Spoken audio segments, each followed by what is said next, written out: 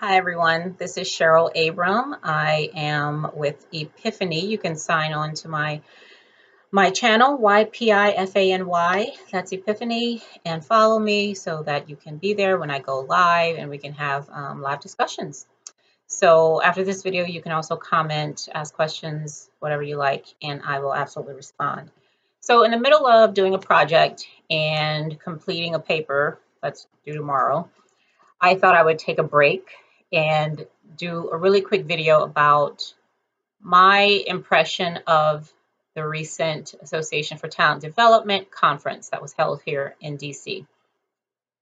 Now, if you go to YouTube, Twitter, Facebook, Instagram, I'm sure I haven't been to Instagram though, but if you go there and you type in hashtag ATD 2019, you are going to find many pictures, some videos, comments, memes even, of people who had an amazing time at ATD 2019. Okay, so there are lots of wonderful and positive things to say about ATD, and you can go read those if you like. I even on LinkedIn as well. On LinkedIn, I posted some stuff that if we're friends or followers, whatever that's called on LinkedIn, you may have seen that as well.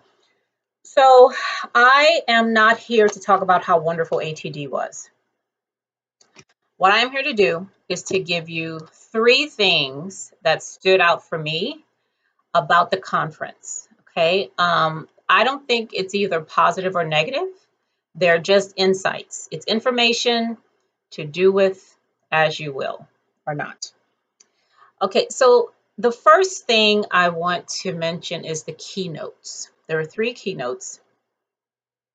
Oprah, Seth, and I forget the third guy's name. I forget his name, sorry. So there were 3 keynotes. The one that I loved most in all of those was Seth Godin, okay, because he was very relevant for our audience. And I smiled the whole time he was talking because what he said just really helped to validate a lot of the work that I've been doing in the past 3 years. So the thing about the keynote, especially Seth, okay, the thing about that, so one thing that I noticed is that after Seth's talk, I went to Jack Phillips' ROI workshop, which was very interactive, and it was good. I had to step out for a minute to make a phone call. But anyway, it was really good.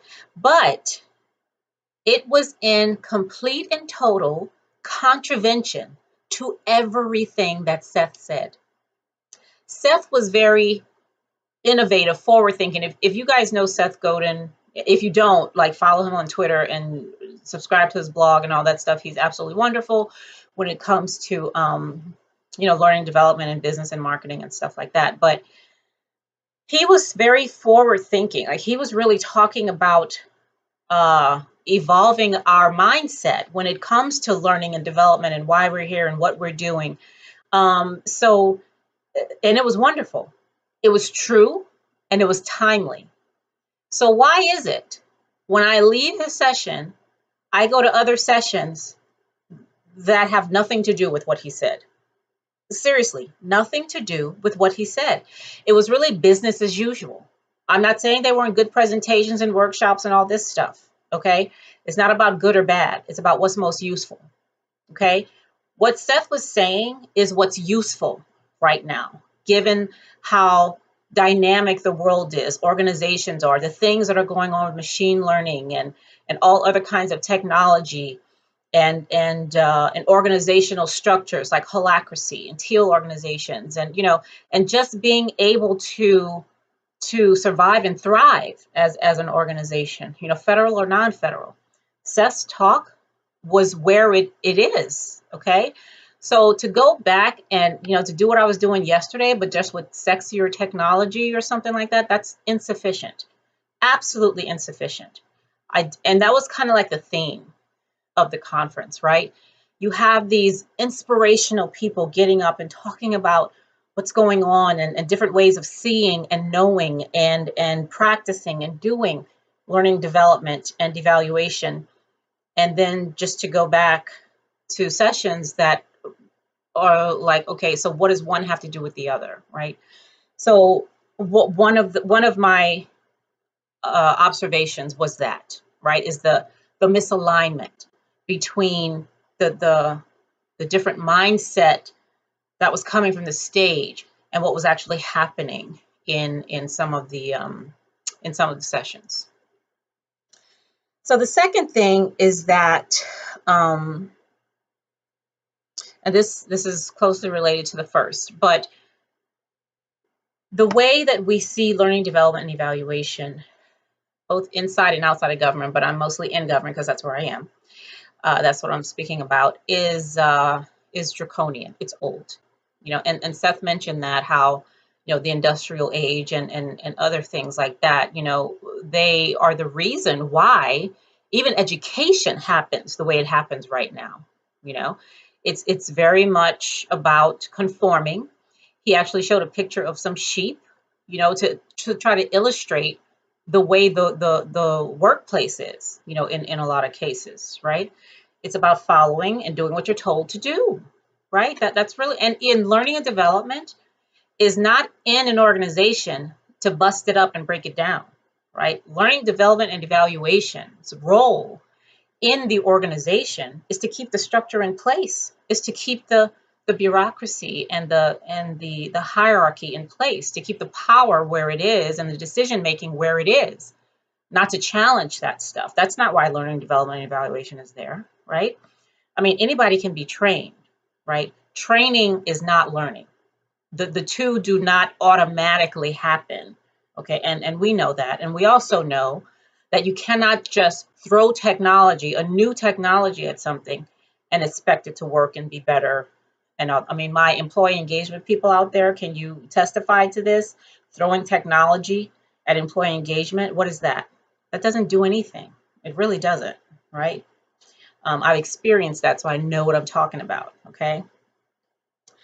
So that was the second thing, right? So the first one is about the keynotes, right? And the misalignment there. And the second is just about, in general, us getting a more evolved mindset about what learning, development, and evaluation is now in our organizations, and what we want it to be and what it can be, because right now we're preventing it from being what it actually can be and doing what it actually can do. And the third thing that I observed is that seemingly the most value of the conference was the fact that all of these different people and perspectives got together in this one place, and were able to not just talk to each other. There was a whole bunch of talking. Everybody was talking. It was just talking, a lot of talking going on, right? So it wasn't just talking. It was actually sharing ideas and perspectives with one another, so that you are now co-creating something together, right? And that did not require an expert being in front of you, or somebody with this new shiny thing talking about, how this can make your life better if you purchase it, right? That wasn't it at all. It was just, the international community that was there, individuals from all over the United States, just coming together, sharing time together, both in and outside the workshops and all the other planned activities. So some kind of way, if conferences, and I'm not just talking about ATD, but any kind of conference or any kind of learning event for that matter, can incorporate an aspect of unconference into that, right? And actually letting the people tell you where they want to go. Let the attendees, the participants, whatever you're calling them, tell you, conference administrator or whoever you are, tell you where they want to lead the conversation, what they want to talk about next, okay?